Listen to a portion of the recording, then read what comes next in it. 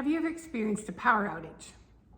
Well, I'm betting I know the answer to that because I know the windy conditions in the spring and the winters and springs here in our region. And so I'm sure you have. Depending on where you live, it can be really difficult. Sometimes it's out for days. No lights, no heat, struggling to cook. If you live in the country, it's worse. Being on a well, there's also no water when you have no power. And that means that you can only flush your toilets once or twice, and then you're out of luck on that. And being in a country location, if there are not very many properties on the section of the power grid you're in, it can take them a really long time to get around to repairing that section of the grid and restoring your power. Having no power puts us in a place of need, and it's not a fun place to be. I've heard it said that we will never see Jesus as a reality until we see him as our absolute necessity. So when do we do that? What disrupts your life so that you feel helpless, powerless, so that you see Jesus as your necessity? In what situations have you felt this? In chapter 8, we begin a narrative passage in which there are a number of people who saw Jesus as an absolute necessity and in need of the authority of Jesus and his all-consuming power. For these people are powerless. And there's quite a number of short stories strung in a row here, so you might want to open your Bible so you can follow along. The first story is about a man with leprosy. Now, this is a category of disease that are skin conditions. Some were actual leprosy and others were not. But of course, people of the ancient world didn't have the ability to differentiate the really concerning things from just allergic reactions and other things. So a person with any sort of skin condition was required to go around calling out unclean, unclean, and had to live separate from the community for the duration of the time that they had this condition. It was a lonely life. And if they did, in fact, have leprosy, it was also a death sentence. This man was a Jew, but an outcast from his community and society. And due to his condition, he was considered to be the dregs of his community. The leper knelt at the feet of Jesus and said, "Lord, if you are willing, you can make me clean." He came with humility and in his deep need. And Jesus said that he was willing and reached out and touched the man. This was not only very unusual, but very merciful. The man is lonely and has a desperate need, and he also hasn't been touched by anyone since he had his skin condition discovered. A person who touched a leper was made ceremonially unclean, but Jesus touched him with compassion and mercy. And the man was instantly healed of his condition. And Jesus told him to go to the priest and make the offering the law commanded so that he could return to life as a normal part of the community. Then Jesus enters Capernaum and a Roman centurion approaches him. This man is an enemy of the Jews because he's an officer in the occupying army. And so he is an outcast in a different way. He has a servant he's fond of, a slave. And this in itself is quite unusual. Slaves are property, and usually no one really cared about the well-being of their slave or worried if they suffered. But this centurion was fond of the slave, and he asked Jesus to heal him because the slave is paralyzed and suffering a great deal. Jesus offers mercifully to respond and come and heal the man. But the centurion says, "No, Lord, I do not deserve you to come to my house." Now, you might have wondered why he said he was not worthy for Jesus to come to his house. He knew that under the traditions of the Jews, Jews could not enter the homes of Gentiles. So he's trying to preserve Jesus from the rejection and condemnation that would come on him for going to the home of a Gentile. But this guy certainly understands who Jesus is. He calls him Lord, and he understood that Jesus had the power and the authority to meet the desperate need of his slave, even if Jesus never came near the guy or saw him. I think Jesus offered to go to his home. I think this was more about showing him acceptance than it was about having to do so for the sake of the healing. For the man knew Jesus did not need to come to do the healing. But Jesus is showing that he's willing to accept the man and have a relationship with him. Jesus was astonished at the faith of this centurion, and he said he had not seen such great faith in anyone in Israel. This man has had almost no exposure to Jesus. He's not a Jew. How on earth did he come to this astonishing conclusion that Jesus had the power and authority not only to heal his slave, but to do so without even seeing him. Jesus says in verses 11 to 12 that this man is, in essence, the forerunner of many who will come to the kingdom from outside the nation of Israel, from among the Gentiles. And I'm going to read verses 11 to 12. I say to you that many will come from the east and the west and will take their places at the feast with Abraham, Isaac, and Jacob in the kingdom of heaven. But the subjects of the kingdom will be thrown outside into the darkness, where there will be weeping and gnashing of teeth. Then Jesus tells the man to go, for his slave would be healed as he believed. And the man obeyed Jesus, and the slave was in fact healed from that moment onward. Then we have a short story about another healing. And this is the mother-in-law of Peter, and she is sick with a fever. Jesus comes to Peter's house, and she is ill, and he touches her hand, and the fever leaves her. She immediately is well enough to continue normal activity and to wait on those who are there, including Jesus. That evening, many more come, people who are sick and demon-possessed, and Jesus healed all of them. It specifically says in verse 16, he healed all, no matter what disease was brought to him. None were outside of his ability to heal or outside of his willingness to do so.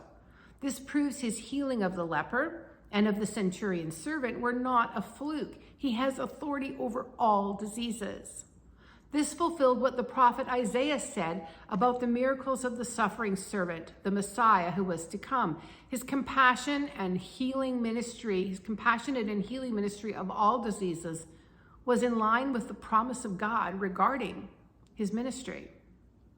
These stories show the compassion of Jesus to respond to such a variety of people with healing power. He had authority over all the diseases that were brought to him. But the thing I noticed most about these was his mercy. Mercy is what God does when he does not give us the judgment that we deserve. It is when God limits the pain that we suffer. It is seen when God makes his gospel known in places where people have rejected him, when he reaches out to the lost, unwanted, lonely, and hurting, to those who are his enemies. Jesus used his authority in order to show mercy to an outcast who was living in desperation and loneliness. He not only healed him, he touched him. This was not necessary, but it was an act of love and compassion. He used his authority to help a suffering slave, a person most people would not care about at all, and he did this at the request of a Roman army officer, someone hated in Jewish culture. He was merciful enough to be willing to go to his home, but this man shows great faith in the authority of Jesus. In his desperation, he puts his faith in the authority of Jesus to do an amazing miracle from a distance, and even on behalf of an enemy Roman and an insignificant slave. He not only believes in the authority of Jesus, but in his compassion. And finally, Jesus had mercy on crowds of desperate people, no matter who they were or the problem they had. He had compassion and healed them. Jesus' authority brings mercy and compassion to people. Jesus has power over disease. He healed everyone who came, no matter how tired he was, no matter how long the line, he healed them all. No disease could withstand his authority. We have a disease, and it's one that will lead us to death, physical death, and spiritual separation from God. It is sin. It separates us from God. We are slaves to sin. We suffer under the weight of it. We have no hope without Jesus. We are insignificant. Yet to us, to you, he reaches out in compassion and merciful love. His authority allows him to offer you healing from sin through his death for you on the cross. No sin of yours is so terrible he cannot heal you of it. He has authority over all disease, physical and spiritual. He also has the power to heal all diseases still. He may not always choose to do so, for his healing at the time of his earthly ministry was meant to demonstrate who he is. But he can and still does do physical miracles. Nothing is too hard for him. But his greatest acts of mercy and his greatest miracles are his spiritual healings of us. For what need of yours do you need his compassionate and merciful care? Do you trust in his authority? Do you have faith in his power? How is your desperate need for him opening you up to depend on his merciful authority extended on your behalf? How have you experienced his mercy and his compassion? Now, beginning in verse 18, we have two brief stories about people who either considered following Jesus or were outright called to do so. The first is a teacher of the law, and this man says that he is going to follow Jesus wherever he goes. But Jesus knows the heart of this man. Jesus knows he does not have any idea the cost of following him, and he does not want to pay that cost. I'm just going to read verse 20.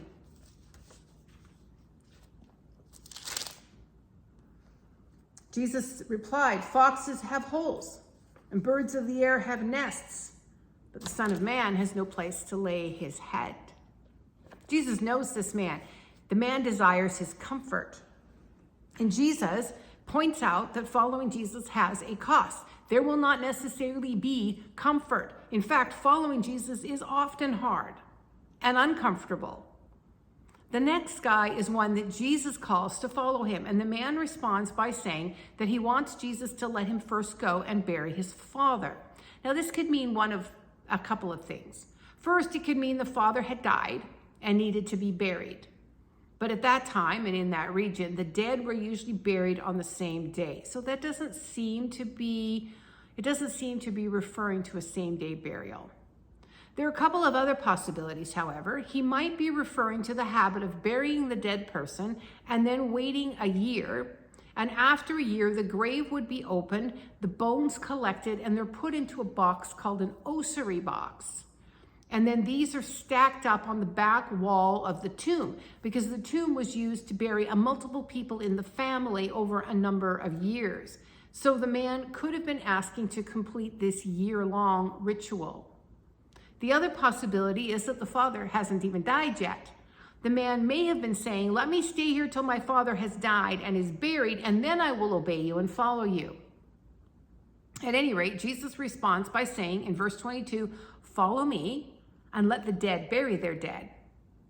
That is, let those who are spiritually dead and do not believe in Jesus bury the physically dead.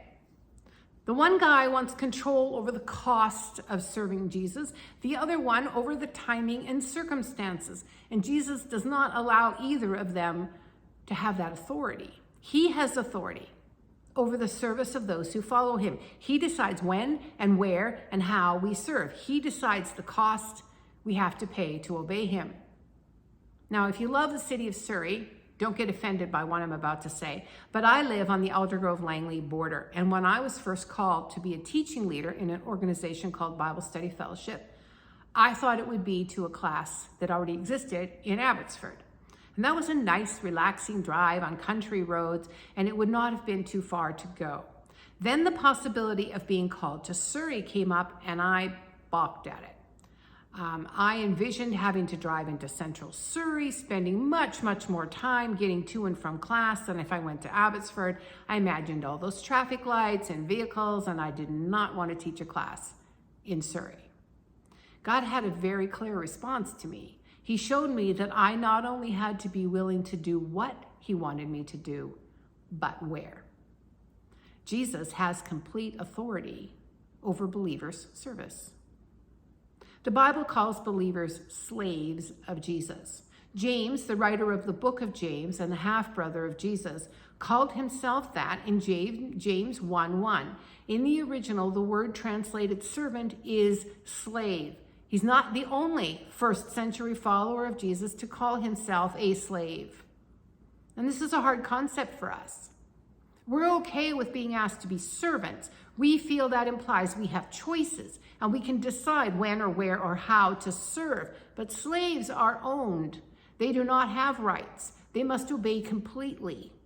Jesus bought us out of the slavery to sin. We now belong to him. He is a kind and loving master, but nonetheless our master. And he does not force our obedience, but nonetheless we do belong to him. And he has the right to determine the boundaries and conditions of our service. We can choose to ignore his calling on us. We have the capacity to disobey, but we do not get to decide the details or tell God when or how or where to serve him. What conditions have you put on serving God? Has he called you to something and you have said, not now? Or, yes, I will serve, but not if it's too hard or too uncomfortable. That's not our right. He is God. He is the king. He is the master. He decides. You can obey and you can disobey, but you cannot obey partially on your terms. In what situation have you tried to obey on your terms? And what do you have to do to fully obey? Jesus has authority over our service. He does not owe it to us to give in to our demands for timing or conditions of service. Where are you failing to acknowledge his authority over your service? Back to the chapter. Humans have had doctors for many centuries, and people have learned that there is some control or treatment available for disease. Yes, some diseases beat us. Fewer today than in past centuries, but there's still 100% death rate. But we have had some ability to deal with disease. However, in the next part of the chapter, Jesus demonstrates his authority over nature and over demons. Two things we can't touch. Nature can be very overpowering. Blizzards, volcanic eruptions, earthquakes, floods, hurricanes. We're just overwhelmed by those. We have no ability at all to deal with that. All we can do is cry for rescue. In the next story of the authority of Jesus, that's exactly what happens.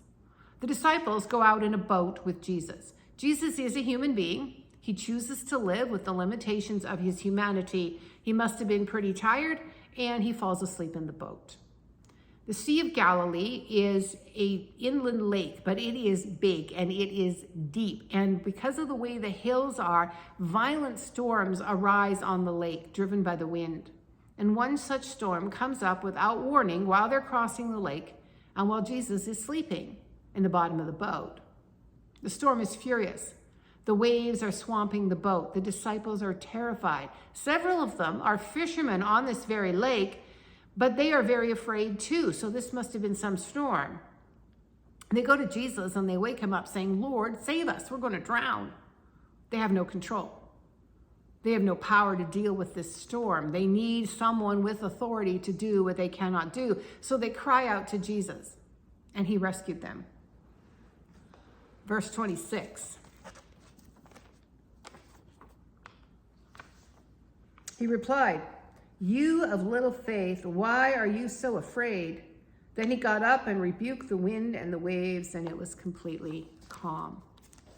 The authority of Jesus means we do not need to be afraid when he is in the boat, when he is in our lives. Even when he is silent and it feels as if he is asleep while the storm rages, we do not have to be afraid. His presence is enough to calm the storm or to carry us through it safely. He provides rescue when we need it.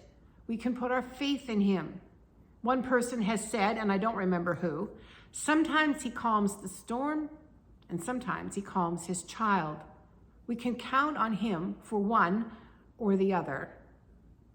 Then there are another couple of people who are in desperate need of rescue and don't have the ability even to ask for it. And their story begins in verse 28. Jesus and his disciples cross to the region of the Gadarenes, where there are two men who are demon possessed. And these two men have a problem that they cannot fix. They have no power to deal with the demons on their own. The demons are personal beings, evil beings with real power, who have taken up residence in the bodies and souls of these men and control them. They are bound by this power of darkness with no way out, and they aren't even able to ask for help. The demons give them violent physical strength that does damage to those who try to pass in that direction. These men are controlled by these evil beings. These demons see Jesus coming and they know who he is. They recognize his power over them. They don't like it that he has power, but they know it to be true. "What do you want with us, Son of God?" they shout. "Have you come to torture us before the time appointed?" They know Jesus has authority over them. They know that someday he's going to judge them and confine them, but they know that time is not yet. Jesus is not here to confine them for eternal judgment, but he is going to rescue these two men who cannot do it themselves. He is demonstrating his authority and his power in a very visible way so that everyone who sees this event and everyone who hears about it will know that he has complete authority over demons. And that is an attribute of God. The demons beg to be sent into a herd of pigs that are feeding nearby, and Jesus allows this. And so they leave the two men and enter the herd of pigs, which run violently down a steep bank and into the lake and drown. Now, if you read the story in the Gospel of Mark, Jesus says more. But in Matthew, he pares the story down to the point where Jesus just says one word, go. And the demons must obey. No long recitation needed, just a one-word command, and it's done. This is a spectacular evidence of his authority and power. It should inspire awe and worship on the part of those who see it. But the men who fed the pigs went and told the people of the town what Jesus had done, and these people came out and asked him to leave their area. You would have thought, seeing this amazing miracle, they would have asked Jesus how they could know him, that they might have worshiped him and wanted to follow him, but no, they asked him to leave. The authority of Jesus demonstrates his identity as the Almighty God. His power over disease, over nature and demons shows us who he is, and then it demands a response from us. There is no neutral territory when it comes to responding to Jesus. No fence sitting. You either acknowledge him for who he is or you reject who he is. His identity, his ability and willingness to rescue us calls for a response of faith. Faith is complete dependence on Jesus as our only hope. We recognize our powerless, hopeless condition and see in him the necessity for our problem. With no other hope, we put our faith in him and trust him in all his power and authority. Faith is only as good as the one in whom we place our faith. The power and authority of Jesus makes it safe to put our faith in him. He wants to rescue, and he's able to do it. From the power of nature, from the power of Satan, he can rescue. No matter the storm or the force that is against us, his authority overrules it all. No matter the opposition, Jesus has the power and authority to rescue. What overwhelming situation are you in today? What storm is swamping your boat? Perhaps it even seems to you that God is silent, sleeping, for he is not responding to your prayers. How can you use this story to boost your confidence in the power and authority of Jesus? In what situation are you tempted to think God is not sufficiently strong to deal with it? Sometimes we forget just how all-consuming is the power and authority of Jesus. With one word, he can change everything. For what situation do you need to trust him today? The authority of Jesus comes with some hard questions. He can show mercy. He can rescue. He can control or stop any storm at any moment, deal with any opposition, but sometimes he chooses to carry us through the storm instead of removing it. Sometimes he chooses to be silent to our requests. He could do differently, and he chooses not to. Not only does Jesus have the power to do anything, but he also has the wisdom and knowledge to know which option is best in any situation. Sometimes the ones he chooses do not seem good to us. Sometimes they are brutally difficult to bear, but he is in the business of revealing himself to us. Perhaps today what you need is not proof of his power, but an experience with his love, his comfort, and his peace in your storm. All authority in the universe resides in Jesus. But his power and authority is not only over circumstances that come against us, but over our service and over the details as to what he allows in our lives. We rejoice in his authority when it comes to our rescue, but we have to submit to it in regards to our service and to his decisions.